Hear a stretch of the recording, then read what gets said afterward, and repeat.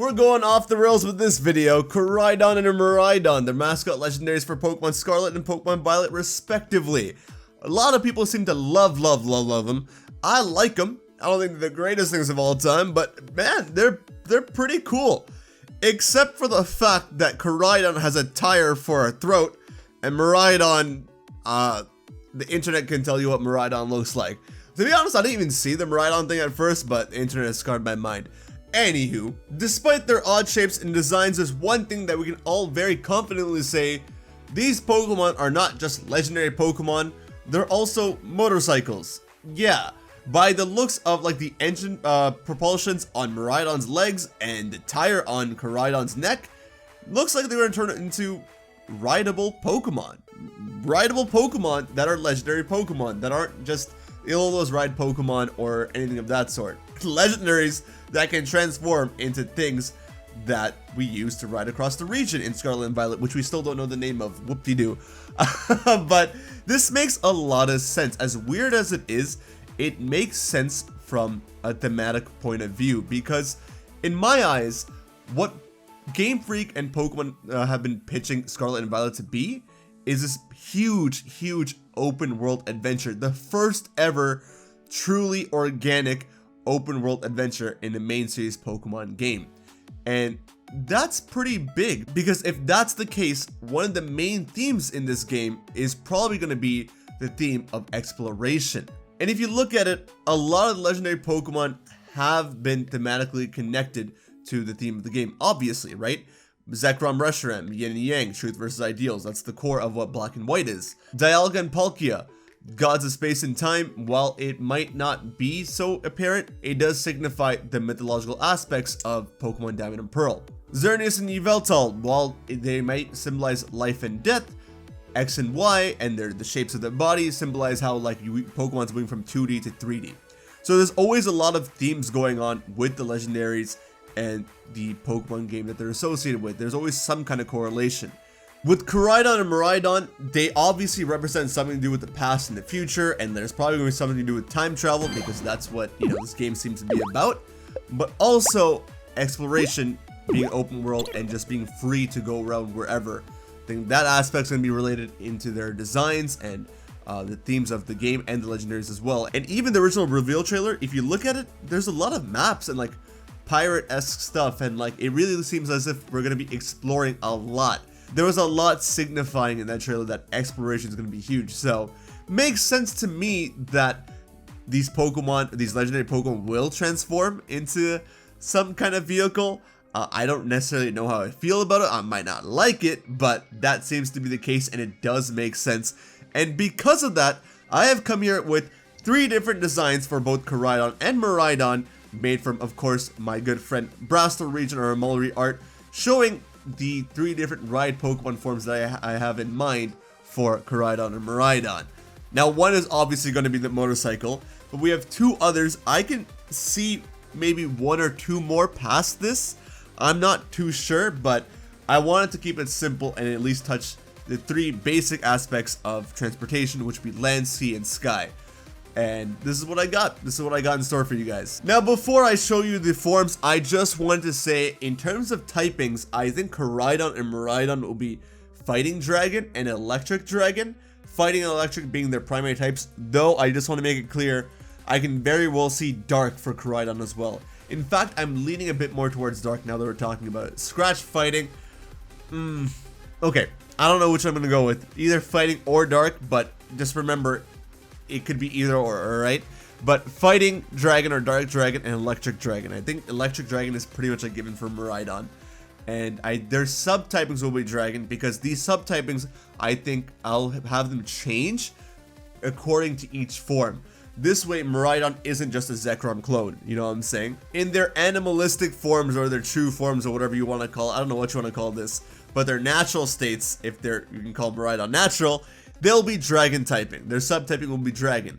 However, when they switch over to the motorcycle forms, they're going to be Fighting Steel or Dark Steel and electric steel respectively. So the designs that we made for Koraidon Miraidon's motorcycle forms, I don't know if you want to call them motorcycle forms or land forms, something of that sort, you know what I'm saying? But as you can see, it's pretty much what everyone else has envisioned. For Koraidon, the tire on its chest will turn into the front tire and it's spiky, and its tail will turn into the back tire sort of. And you know, its arms are the ones holding the tire, its hair transforms into the handlebars, its tail transforms into the seat, as well as the back, and it's just the front is looking like it's a Power Ranger-esque theme going on, you know, the actual animal for a head for the head of the bike.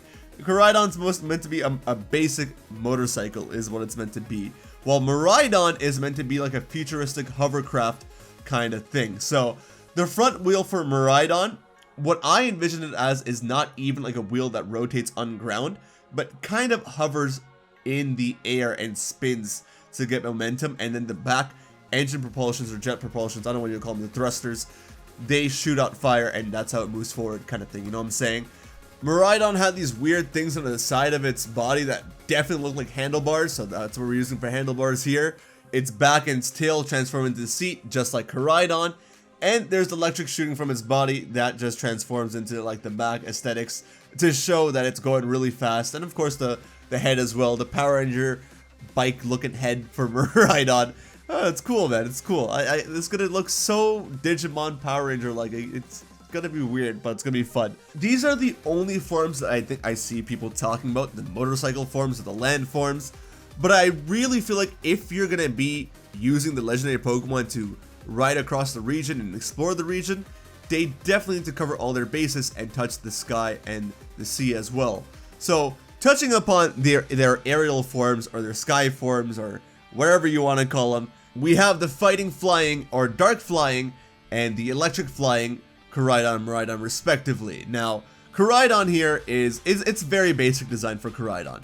It's literally just, okay, transform into like a prehistoric, you know, like it's shit. What the intention here was we wanted to make it like an airplane, but you can't make Koraidon so futuristic looking. Koraidon has to emulate the past and how things are back then. So instead we decided to make him kind of like a bird, but also kind of like a plane, but without showing that. Like in terms of shape, maybe it looked like a plane, but in terms of design, it would look like a prehistoric, like an animal, basically, right? We need to make it more animal based. In this form, he'd be using his arms or wings to flap around and fly. The blue part of its back and tail have turned into wings. The handlebars are there as well to hold on to you and stabilize you.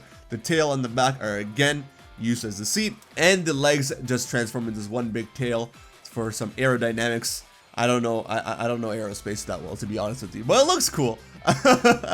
It's very much just a Koraidon in the air, kind of similar to how I guess the genies are, but the genies were always in the air. Anyways, Miraidon on the other hand is more futuristic and more meant to be like a jet, of course. The handlebars are there once again. Its arms have very jet-like designs. The electric is shooting through once again.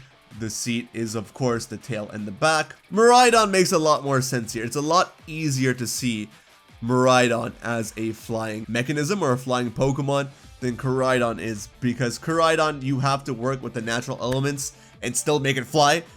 Miraidon is literally electric, so like it can just shoot.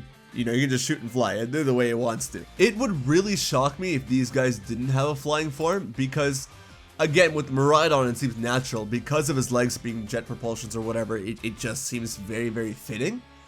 But even Koraidon, like, it has all this hair and like this tail, and it seems very fitting to make as wings, and that's what we have here. And I don't know, I'd see it as a huge missed opportunity if you're just gonna make them motorbikes and not hovercrafts or flying vehicles of any kind, you know? So yeah, let's see. I definitely think it's gonna happen. The third one might be a bit more of a stretch, but at that point, if you have the land and the sky, you need the sea. So here we have the fighting water or the dark water Koraidon and the electric water Miraidon. The sea or the boat forms, I don't know what you want to call it, but here we have Koraidon looking like the Loch Ness monster. What we wanted to emulate here was more like a ship design, but it does end up looking like kind of like a Loch Ness monster, doesn't it? Kind of like a Lapras, which was also what we were kind of going for. the more natural look to things. Its arms have turned into like a Lapras-like deal. I don't know what you want to call it, like flippers? Yeah, flippers. And then of course the tire on its neck has kind of elongated. The spikes at least have elongated and gone towards his legs to make it more monster looking. Its hair of again handlebars, and it's the same as per usual, but it's just a more natural looking Seacraft. Like Lapras, basically. For Miraidon, this is a bit tougher. A lot tougher actually, but Amalri made it work. So what Amalri wanted to do for Miraidon here was kind of change it into submarine looking thing. And the tire on its neck, or the wheel thing on its neck, would turn into this like flotation device around its neck now, and that's like kind of like the submarine thing going on. And the back just transform into this whole thing, and that will make it more conducive for diving. When you go hundreds of thousands of feet down into the ocean, you still need something to propel yourself, and that's what the back of the submarine Miraidon is. We don't have the actual turbine, right? So you need some kind of propulsion, and to convert its tail into like a big propulsion at the back, along with of course the leg propulsions that it has. It works pretty well. And yeah, overall this is like I think between all 6 forms, this is the most drastic change for anything. But it's kind of cool if you get like a bulky Miraidon like this. I think it'd be a nice change of pace, and it'd be pretty cool. And the whole seat thing is there too. That looks very comfortable, not gonna lie to you. I say submarine, but like just that's kind of the design choice. You wouldn't actually be diving. You'd still just be hovering in the water, or not hovering rather. You'd be swimming across the water, same as you would with Koraidon. It's not like 2 separate mechanics, right? They're both surfing mechanics, which again, in Legends Arceus, you had a flying mechanic, a surfing mechanic, a rock climbing mechanic, something across to get you across land faster, and the other one was a scouting feature. I don't know about the scouting and rock climbing feature, because in my eyes, why would you need to rock climb when you can fly? Or even like regular Koraidon Miraidon, I feel like they could be used for rock climbing if need be, right? So I don't know, it doesn't make sense. And then the item finder mechanic, I feel like that was only exclusive to Legends Arceus because it was in the distant past, and Ursaluna kind of need to be there. I think with the 3 designs that we have made for Koraidon Miraidon, as well as their original forms, you cover all your bases in terms of what to use to explore the land and the sky and the sea, and like the entire region basically. The only thing we might be missing is like a time travel form. Like if there's a specific form used to time travel, or if there's a form that you encounter as you are time traveling into a different time and you see them in a different way. That's the only other thing that I can necessarily see. Kind of how like Solgaleo and Lunala have their ultra wormhole forms, when they're traveling through there, but that's just them in a different light. But yeah, besides that, I think this is it. I think people are being very limited into what they're thinking about. Just the motorcycles, I don't think is it. I think if they do get motorcycles, they're gonna get other forms as well. And for us, we decided, hey, sky and sea, land, sky and sea, and this is what we got for you guys. Guys, you gotta let me know, do you think Koraidon and Miraidon are gonna have more than just their motorcycle forms? Do you think they're even going to have motorcycle forms? What do you think they're going to have? Let me know in the comment section down below. Stay tuned for some more Scarlet and Violet content. And yeah, take care of yourselves. Have a wonderful day. And I'll see you guys on the next video, alright? Later.